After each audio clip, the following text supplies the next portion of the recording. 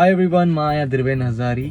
मूंखे हिकु ऐप जे बारे में ख़बर पई आहे जिते तव्हां सिंधी सिखी सघंदा आहियो। चाहे तव्हांखे थोरी सिंधी ईंदी हुजे या बिल्कुलु न ईंदी हुजे, तव्हां दुनिया जे कहिड़े बि कुंड में वेही करे फ्री में सिंधी सिखी सघंदा आहियो। हिन ऐप जो नालो आहे लर्न सिंधी ऐप। इहे तव्हांजे प्ले स्टोर ऐं ऐप स्टोर ते फ्री में अवेलेबल आहे, तव्हां डाउनलोड कयो। सिंधी संगत हिन ऐप खे डिज़ाइन कयो आहे ऐं ठाहियो आहे। It's a well design well made app. हिन में काई बि मिस्टेक कान्हे। आई वुड स्ट्रॉन्गली रिकमेंड तव्हां हिन ऐप खे यूज़ करे पंहिंजे ॿारनि खे ऐं पंहिंजे ग्रैंड चिल्ड्रन खे डेली अधु कलाक या कलाक बि सिंधी सेखारण जो ट्राई कयो त उहो पंहिंजे लाइफ टाइम लाइ हिकु लैंग्वेज सिखी वेंदा ऐं उहो लैंग्वेज सिखंदा जेकी हुननि जी मदर टंग आहे। ऑल्सो हिन टाइम ते सिंधी संगत जो नर्सरी राइमिंग कॉम्पिटिशन बि चालू आहे जेको हर साल थींदो आहे। सॼे इंडिया ऐं सॼे वर्ल्ड मां ॿार हिन में पार्टिसिपेट कंदा आहिनि। तव्हां लर्न सिंधी ऐप जे थ्रू पंहिंजे ॿारनि खे सिंधी नर्सरी राइम सेखारियो ऐं हिन कॉम्पिटिशन में पार्ट वठायो। ऐं जेके बि ॿार हिन कॉम्पिटिशन में खटंदा उन्हनि खे सिंधी संगत डिजिटल टैब बि गिफ्ट कंदा। मां थैंक यू चवंदुमि सिंधी संगत जी सॼी टीम खे for doing such amazing work for सिंधियत ऑल द टाइम।